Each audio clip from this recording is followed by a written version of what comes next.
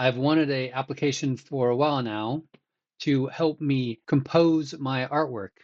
Here's some examples of my artwork. Many of the compositions use a lot of geometric shapes. I draw those directly from tablets like this one right here, if you can see me down there. But once they get on paper, even if I'm using a pencil, they're static where they're placed. And what I've wanted is a tool to help me experiment with moving them around. And as you can see, some of the compositions are more complex with the number of shapes and their placements, and also this depth that I'm going for at times.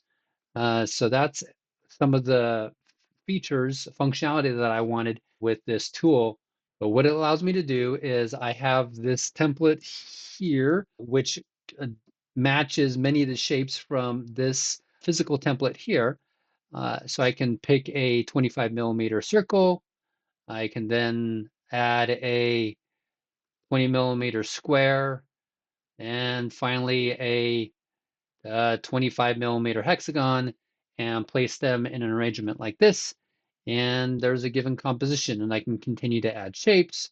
It even allows me to change the orientation with a key press.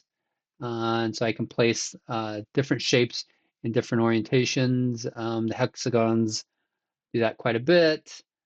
So this one is facing that way. Let's place it right there. And maybe I want to shift to different sizes of the same shape using the plus and minus. I then can move between the different shapes on this template. Then I have other templates I can choose from here. This one is bigger circles. So maybe I want to have a really huge circle. This actually matches a dinner plate that I use quite often in my artwork.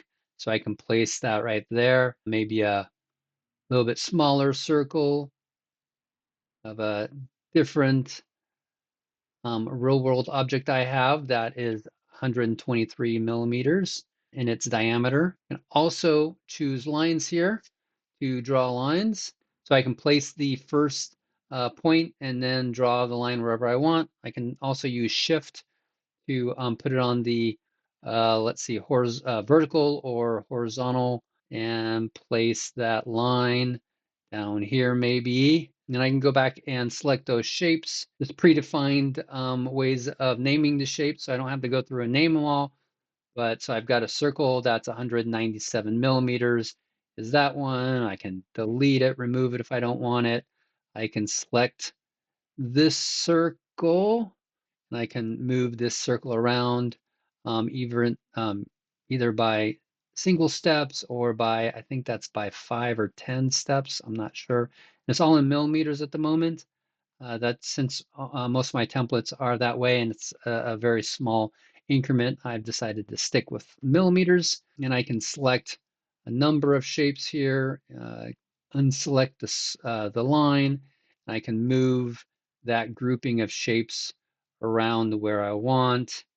Maybe that makes me happy right about there for whatever reason. And really one of the main features I was excited to add was the ability to create depth by removing segments of a shape so that it appears to be behind another one. So I can select segments here.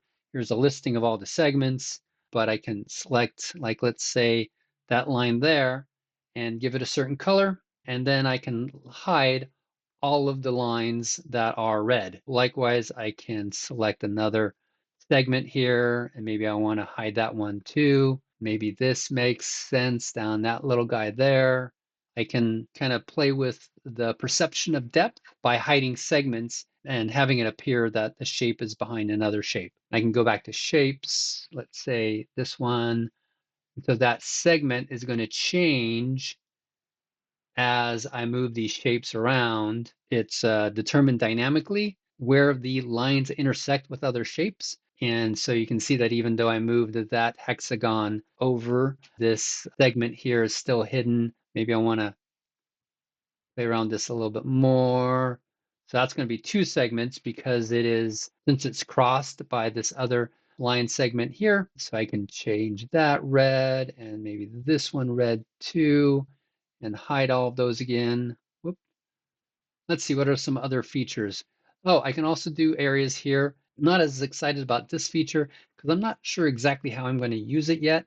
I was experimenting with it before segments and it didn't quite provide me with the depth that I wanted. Maybe later on it will, but it does allow me to try to visualize different areas of the shapes a little bit more. And so I can select an area.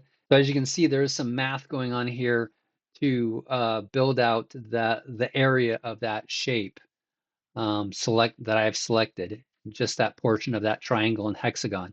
And this also is calculated dynamically. And because as I add shapes, the areas are calculated, I have found where my more complex composition, it really slows down the movement and placing of new shapes. And so I do have this feature where I can turn off the areas and those won't get calculated and it will help me speed up the other features of the application. So that's one area where I definitely need to do some refactoring and optimization, but that's a computer science thingy and not an art thing, which is what I'm kind of here to show off is how this tool is helping me build out and visualize compositions. So the next set of features that I want to work on are helping me actually render these shapes onto physical paper using the initial template. So one other feature, I can calibrate the screen so that the shape on the screen matches exactly the real world template. And so this calibration here has all of these shapes line up with this template on this screen. Now, if I move the application to another screen like my Mac laptop, then I have to recalibrate because pixels aren't necessarily pixels. But as you can see, this rectangle matches that template. So when I go to put this template on a piece of paper and draw that rectangle, it's going to match exactly that rectangle. But what I don't have yet is the ability to place this rectangle in a position that helps me then render it on paper. So for example, I am showing that this rectangle is at 44.4 from the top and 46.2 from the left. So what I want to be able to do is move that rectangle around to where it's exactly on that millimeter line and call it out as a marker object.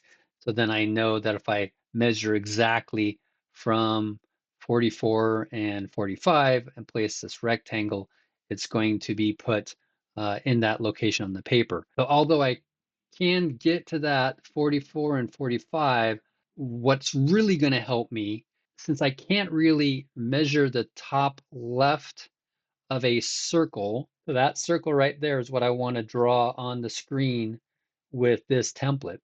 But that circle is a certain distance from the edge of the template. And so if I can get where that circle is placed on the template and have a way to measure that with the edge of the template onto paper, then I'll have enough information to actually render this by hand given this composition. Uh, Hopefully it'll explain itself when I get that feature in and I can showcase it to you later. That's what I've got right now, and that's where I'm going with it. Just wanted to share. Thanks for your time. Cheers.